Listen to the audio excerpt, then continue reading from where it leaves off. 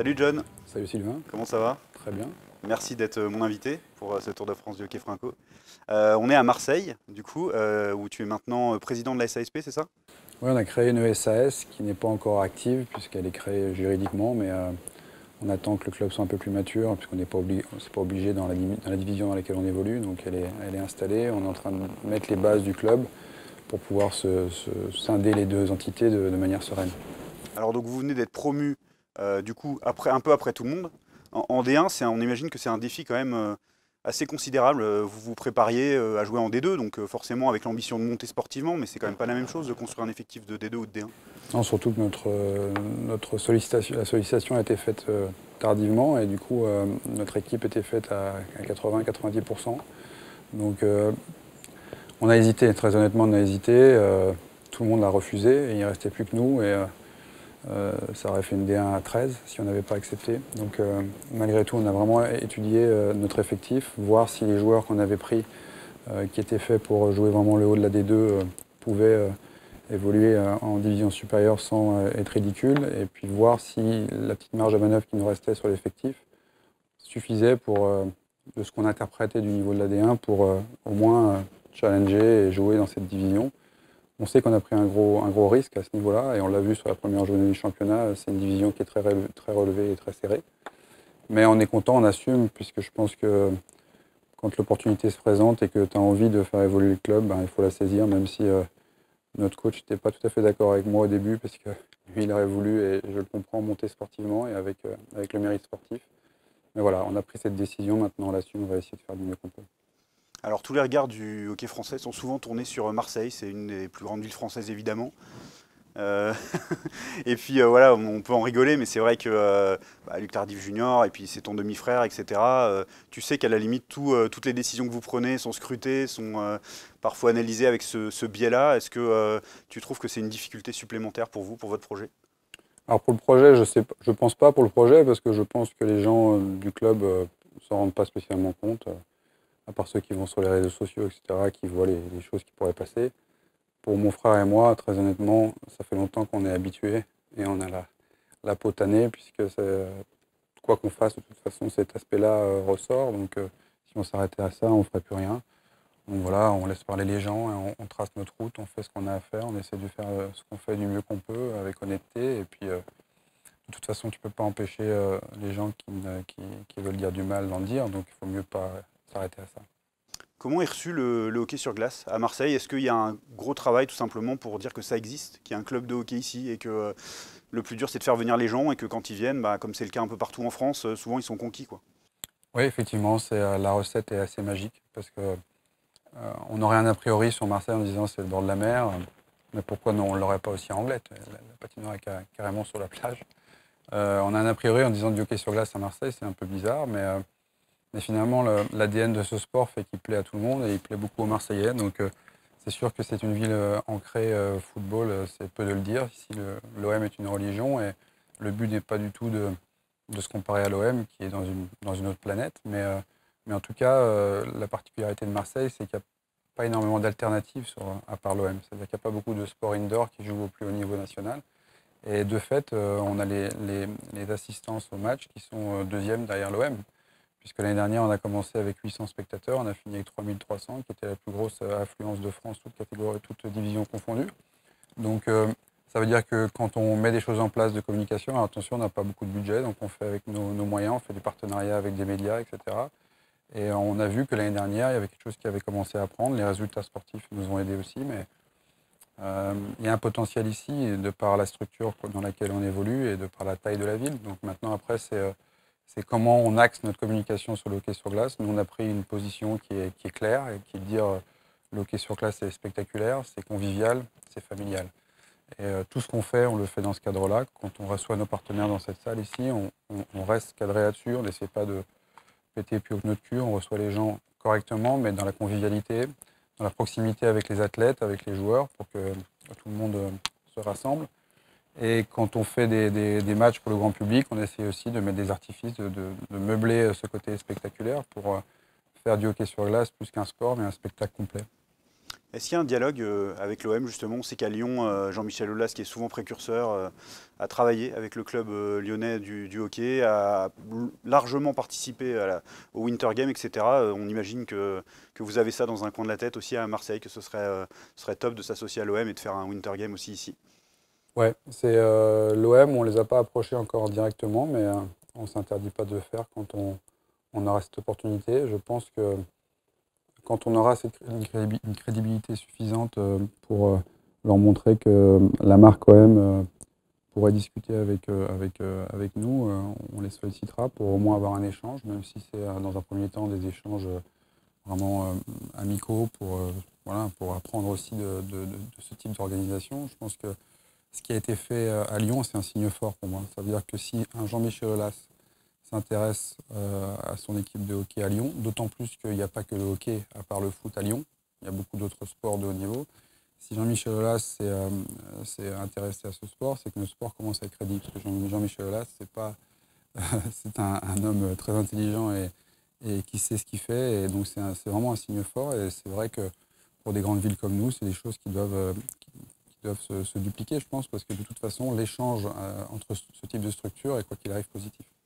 Alors donc du coup, tu vas lancer aussi un restaurant, tu t'es beaucoup occupé du mondial en France, tu as aussi ton diplôme d'agent, ça faisait partie de tes fonctionnalités. Comment tu arrives à jongler entre toutes ces casquettes et comment tu les priorises, comment tu fais tout simplement? Je sais pas, faut demander à ma femme. Mais non, c'est sûr que je suis un peu hyperactif de toute façon. Donc le choix des championnats du monde de hockey était un choix ambitieux pour moi et je savais qu'il était de toute façon il se terminait de fait dans la durée avec l'événement.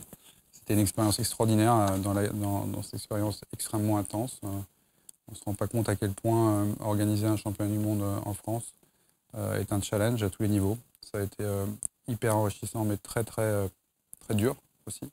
Mais je ne regrette pas et je garde des amitiés avec des gens que je garderai pour la vie. Donc je suis très content de l'avoir fait. Ça m'a beaucoup appris. Et maintenant, derrière ces championnats du monde, j'avais toujours eu envie de créer mon entreprise. C'est une chose que je voulais faire dans ma vie et je n'avais pas envie d'avoir de regrets à la fin. Donc j'ai eu l'opportunité de lancer un projet dans la restauration ici sur Marseille avec un premier lieu de vente qui ouvrira samedi ici, un concept de restauration rapide et que je vais dupliquer dans le centre-ville de Marseille. Et donc voilà, je suis parti comme ça. Je suis associé avec un collaborateur, avec un associé qui aussi participe à l'aventure du club. Et donc on a fait un petit mixte entre cette aventure du club et cette aventure entrepreneuriale. Et effectivement, c'est beaucoup de travail. L'activité d'agent, elle est stoppée parce qu'elle n'est pas compatible avec une activité, que ce soit au championnat du monde ou ici à Marseille, elle n'est pas compatible. Donc je l'ai stoppée. Pour revenir sur les championnats du monde, il me semble que c'était une vraie réussite sur le plan organisationnel sportif. En tout cas, ça a été unanimement salué. Je pense qu'il y avait un doute au départ en se disant hein, la France, Bien sûr. capable, pas capable, petite nation du hockey. Voilà, glace parfaite, Mhm. les équipes étaient satisfaites de l'accueil, de l'organisation. Après, vous avez eu voilà, des barrières au niveau sécuritaire Mhm. importantes et Mhm. puis budgétaires aussi. Mhm. Euh, Qui sont liés d'ailleurs. voilà, donc du coup, ton bilan à ce niveau-là, il est celui-là à peu près. Est-ce que c'est une vision Ouais, de l'événement qui est bonne? on a été unanimement reconnu et même mis en avant par rapport aux Allemands sur la partie organisationnelle. Effectivement, René Fazel, devant toute l'Assemblée de l'IHF, a salué notre organisation, Team Canada aussi, etc. On a été exemplaires et effectivement, ce n'était pas gagné d'avance parce que la France n'est pas reconnue, toujours. En tout cas, si on compare avec les Allemands, qui sont très rigoureux pour savoir gérer ça, d'autant plus qu'on est une petite fédération hein, et jeune fédération. Donc ça, c'est une grande réussite. Après, sur la partie marketing dont j'étais directement responsable, billetterie, etc.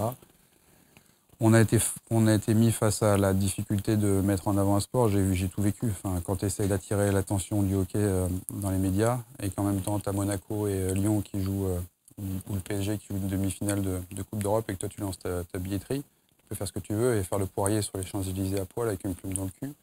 Ce qu'ils veulent, c'est parler de foot. Donc on a été confronté à plein de choses comme ça, mais ça a été intéressant. On a quand même fait des opérations d'exposition assez spectaculaires. On a quand même mis une patinoire sur la Tour Eiffel. On a fait des choses pour essayer d'attirer l'attention du hockey. On y est en partie parvenu, mais malgré tout, on voit que c'est compliqué de faire exister le hockey au plus haut niveau médiatique, puisque finalement ta billetterie elle est directement liée à ta capacité à attirer l'attention des médias. Donc au final, on est content parce qu'en termes d'affluence, c'est quand même plus de 30 matchs, donc c'est compliqué de remplir tout, mais average, on a des résultats qui étaient conformes. Maintenant, la partie budgétaire, elle a été plus plombée par les surcoûts, notamment sécurité, puisque on est à plus 600, plus 800 000 euros de coûts de sécurité par rapport à l'Allemagne, et les attentats ont engendré ce surcoût, et ce surcoût n'a pas été comblé par les autorités, donc elle a été directement pour l'organisateur. Donc c'est sûr que juste après les championnats du monde, c'était compliqué parce qu'on ne savait pas exactement où on en était, mais au final, je pense que la fédération se porte bien. Elle a absorbé ce championnat du monde. Ça n'avait plus lieu depuis 1951. Ça a été une magnifique exposition pour notre sport. Les joueurs ont vécu une expérience qu'ils se rappelleront toute leur vie, et moi, je m'en rappellerai aussi toute ma vie. C'était aussi l'occasion de rassembler tout le hockey français à tous les niveaux. Est-ce que tu es satisfait de ça? Est-ce que tu as l'impression que tout le monde s'est senti concerné? Est-ce que ce sont des pistes? Parce que moi, ça, je ne sais pas, par exemple, mais est-ce qu'il y a eu assez d'anciens joueurs invités et associés? Alors, sur les anciens, ça me tenait à cœur. Dès le début, j'avais dit que, et on l'a fait notamment en relais avec Baptiste Amar, qui a beaucoup travaillé sur le projet, mais à chaque match, on invitait les anciens internationaux. Et plus que ça, les anciens internationaux étaient sollicités pour parler dans les VIP, etc. Et ça leur a permis de se rassembler. Je pense qu'ils se sont bien amusés pendant les championnats du monde. Et on a créé cette communauté, on va dire, des anciens. Après, il y avait deux axes. Dès le début de ma mission, j'avais deux axes. J'avais un côté le rassemblement de la famille du hockey autour d'un événement exceptionnel. Et de l'autre, l'agrandissement de cette communauté et faire en sorte qu'on arrive à toucher les autres cibles et faire connaître le hockey à une plus large cible pour qu'on ait un héritage, qu'on ait plus de licenciés, plus de partenaires dans les clubs après, puisque forcément, si on parle de hockey au niveau national avec l'équipe de France, c'est potentiellement des acteurs locaux qui s'intéressent au hockey après. Les deux ont fonctionné. Je dois avouer que j'avais surestimé ce que ça voulait dire de rassembler la famille du hockey. Ça n'a pas toujours été facile. C'est pas toujours facile de faire comprendre qu'il y a un arbre et qu'on est une branche, et que pour que la branche donne des feuilles, il faut que l'arbre soit en bonne santé. Beaucoup de clubs ont joué le jeu, même des fois des très petits clubs avec peu de ressources. Parce qu'on a mis plein de programmes en place, des packages pour les enfants avec des cadeaux. Enfin, moi, j'ai passé beaucoup de temps à ça, très tôt. C'est-à-dire qu'on a fait des paquets cadeaux Weekend Be Heroes qu'on a envoyés dans tous les clubs pour faire en sorte que les clubs se sentent partie prenante, que au niveau associatif, les enfants comprennent que c'était leur événement. Moi, je voulais vraiment que ce soit l'événement du hockey français et complètement sortir des clivages, la fédé. Enfin, là, pour moi, on était sur un truc supérieur, un intérêt supérieur. Et ça a marché dans l'ensemble, pas à 100%. Alors, tu as aussi évidemment une carrière de joueur, une belle carrière de joueur, avec beaucoup de clubs connus, avec Reims, avec Rouen. Moi, j'ai notamment le souvenir d'une ligne, et c'est une chance sûrement pour toi d'avoir joué avec ton frère, et puis avec Ilpo Salmi-Virta à Rouen. C'était une très belle saison de toute cette carrière de joueur. Humainement et sportivement, tu en retiendrais 2-3 chapitres, ce seraient lesquels? En fait, c'est marrant parce que j'en parlais avec des joueurs de Marseille il n'y a pas longtemps. Je leur disais, ce qu'on retient à la fin de sa carrière, c'est l'humain. Je retiens des amitiés, des émotions que j'ai eues avec des partenaires. Je retiens pas spécialement de trophées, de trucs très sportifs. En fait, je retiens la conséquence de ça. En fait, quand tu gagnes un championnat ou une coupe, etc., tu te souviens des émotions que tu as après avec tes partenaires, de ce que tu as vécu comme émotion, de stress pendant l'événement. Tout ça, tu le gardes en toi pour toute ta carrière. Et c'est ce que je garde dans l'ensemble. Cette saison, effectivement, du coup, cette saison, pour prendre un exemple, avec Rouen, on est champion après avoir perdu les deux premiers matchs contre Angers, où je joue avec mon frère qui a 9 ans de moins que moi, dans notre club formateur et avec Ilpo, et où on s'entendait très bien, on a eu une bonne saison. Bah oui, on a gagné ce championnat. Je me rappelle que le scénario était un peu extraordinaire, etc., qu'on était revenu d'une situation difficile, mais ce que je me souviendrai toute ma vie, c'est les émotions que j'ai ressenties quand on a marqué avec mon frère à ce moment-là, etc. Et ça, c'est ancré en moi pour toujours. Et c'est, je pense, ce qui fait la beauté du sport, c'est qu'après... Donc ici maintenant à Marseille, il y a un outil qui est assez formidable, qu'on a une très belle patinoire qui est en plus ajustable au niveau du nombre de spectateurs, etc. Ça doit être très excitant. On ne va pas parler de bâtir le hockey à Marseille parce qu'il a existé et il ne faut surtout pas renier l'histoire du hockey marseillais, mais en tout cas de bâtir son histoire contemporaine. Oui, c'est important de le préciser parce que en fait, chaque acteur est de passage dans un club, il n'est qu'une continuité de ce qui s'est passé avant. On dit souvent le club de Marseille est jeune. Oui, il est jeune dans sa renaissance, mais il a existé avant et vous en parlerez dans d'autres interviews.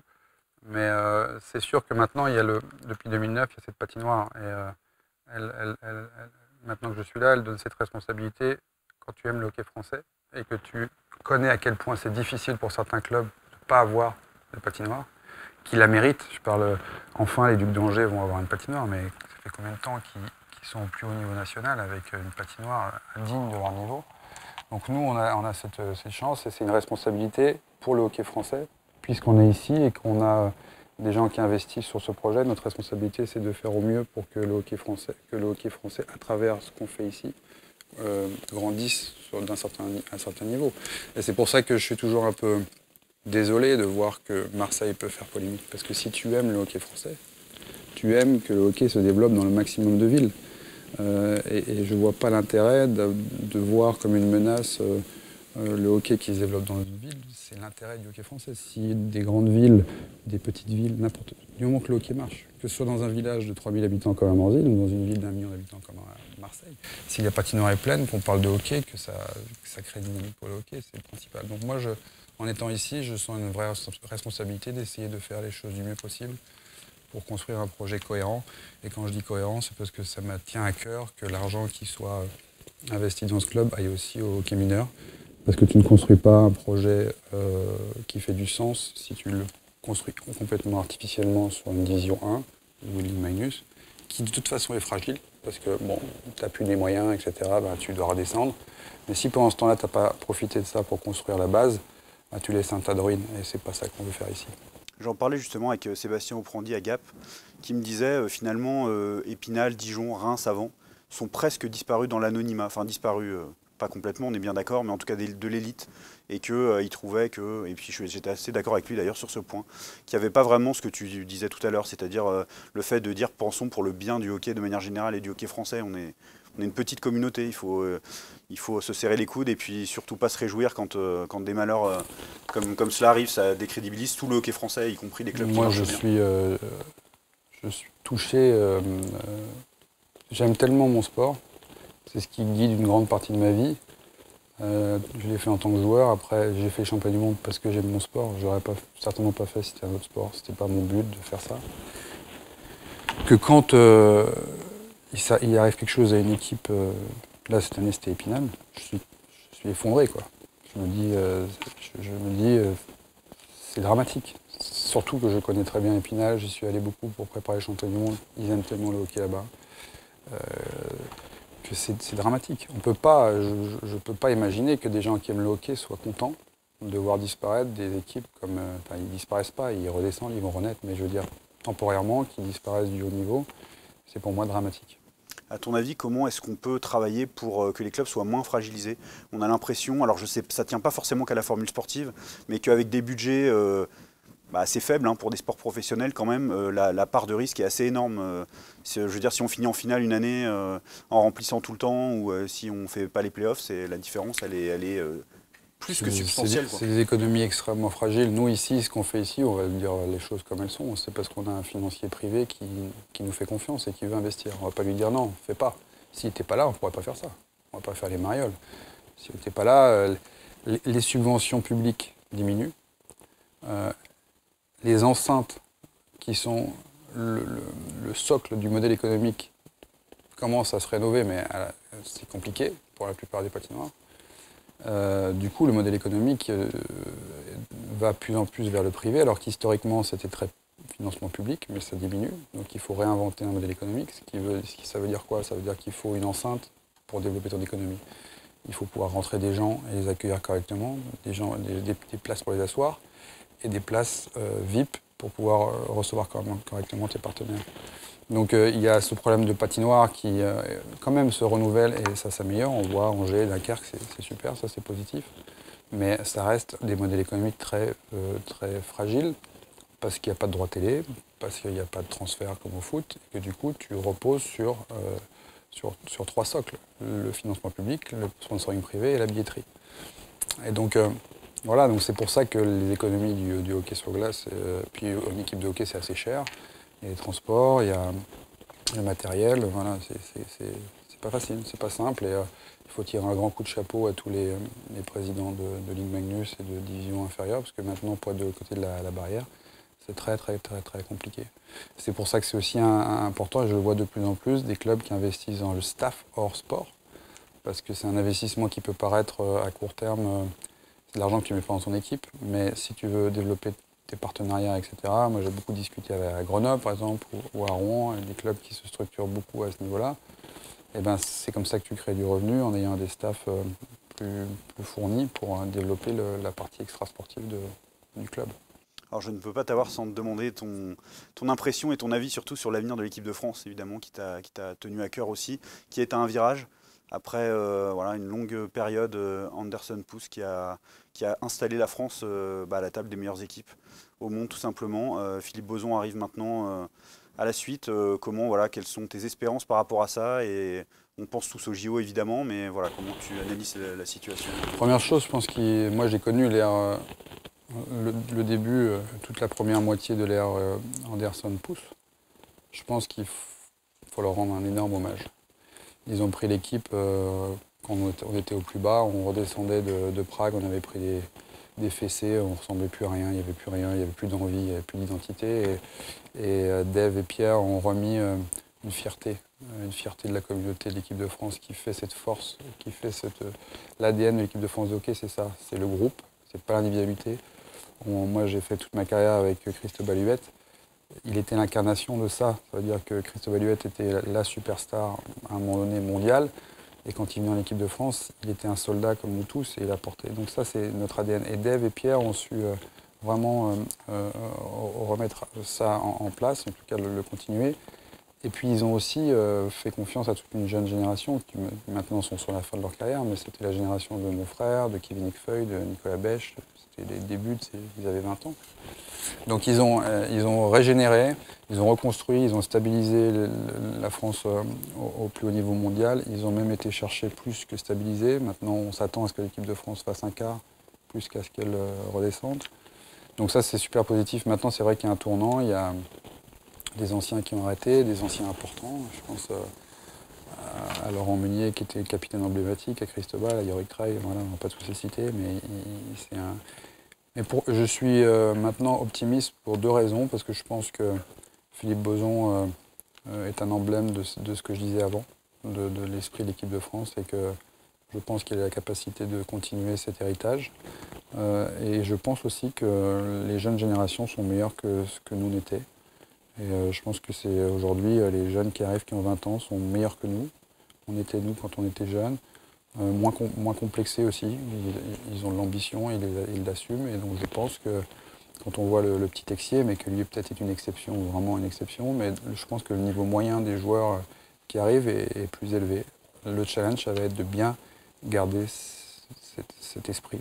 Et aujourd'hui, c'est Pierre-Édouard Bellemare, Antoine Roussel, cette génération-là qui doivent être les gardiens du temple et bien s'assurer que malgré le changement de génération, les têtes ne dépassent pas du groupe. L'équipe de France, c'est un groupe. C'est comme ça qu'elle se maintient au niveau mondial. Elle ne sera jamais individuellement plus forte que la Suède, que la Finlande, que même la Suisse. Donc si elle gagne, c'est parce qu'elle a une identité forte en tant que groupe, ce qui n'est pas toujours le cas dans les équipes nationales. Alors question finale que je pose à tous mes invités en tête à tête pour le développement du hockey français. Si tu devais parler d'un axe prioritaire aujourd'hui pour l'aider à passer un cap et continuer de grandir, ce serait lequel? C'est tellement vaste, mais c'est sûr que nous, on a un des points difficiles pour le hockey, c'est les aires de jeu, en fait, les patinoires. Et c'est vrai que il y a un gros travail de la Fédé à ce niveau-là pour essayer d'accompagner les villes à entretenir ou à rénover les patinoires. c'est un frein on va dire, mécanique. Puisque si tu n'as pas d'aire de jeu, tu n'as pas d'aire de glace, tu es limité dans ton nombre de pratiquants. Donc même si tout le monde voulait faire du hockey, si tout le monde se disait j'en ai marre du foot, tous les gamins voulaient faire du hockey. On ne pourrait pas les accueillir. On n'a pas assez d'aire de jeu. Donc je pense que c'est un axe très important, c'est les structures, mais ça se fait pas comme ça, et c'est un travail de fourmi, et la Fédé fait ce qu'elle peut pour essayer de faire du lobby, entre guillemets, et en tout cas détecter, notamment Philippe Lacarrière qui fait ça à la Fédé. Dès qu'il entend un projet, il essaie d'être dessus pour pas qu'il fasse une synthétique ou un truc qui n'est pas adapté au hockey, etc. Bon, ouais, voilà, il y a toute cette partie-là, mais c'est un travail de fourmi, et puis ce qui est vachement très important, je pense que c'est la formation. Et je voyais, quand je vois, moi, l'exemple, forcément, c'est à des années-lumière de nous, mais la Finlande et la Suède, avec le nombre de joueurs qu'ils ont et ce qu'ils arrivent à en faire, c'est un exemple. Et ça, pourquoi? C'est parce que, alors encore une fois, ils ont des moyens qui sont... Enfin, on ne peut pas comparer, hein, c'est pas que je dis qu'on peut faire comme eux, mais c'est des exemples importants qui montrent que la formation des entraîneurs, ça aussi, c'est fait avec la DTA, ils font un travail de fourmi, personne ne le sait parce que on ne s'en rend pas compte, mais beaucoup de choses sont faites pour essayer de former mieux les entraîneurs, pour que quand ils aillent dans les clubs, ils aient été formés, qu'ils aient une ligne directrice par rapport à ce qu'on veut faire dans la globalité. Ça, c'est un travail de fourmi qui est hyper important de point de discipline, parce que plus tu formes de bons joueurs, plus ça ressort dans les clubs, plus ça ressort en équipe de France, et cette base rejaillit vers le haut, et puis on va parler du hockey parce que le niveau va être meilleur, etc. Donc moi, je pense que c'est un travail qui est très long et qui nécessite beaucoup d'énergie, et que je connais moi de l'intérieur parce que je sais ce qui est fait à la fédération. On peut toujours critiquer ci et ça, mais ils ont ça en tête, ils essayent de faire. Et c'est long et difficile, mais je pense que c'est important pour notre sport. Merci beaucoup, John, d'avoir passé ce temps-là d'échange avec moi, et puis de supporter le Tour de France aussi. C'est un plaisir. Je le dis, mais... Merci beaucoup à toi. Merci. Salut le hockey franco, c'est Fred. N'oubliez pas de nous suivre sur les réseaux sociaux et de vous abonner à la chaîne. Et si vous voulez ne rien louper, activez la cloche. À la prochaine!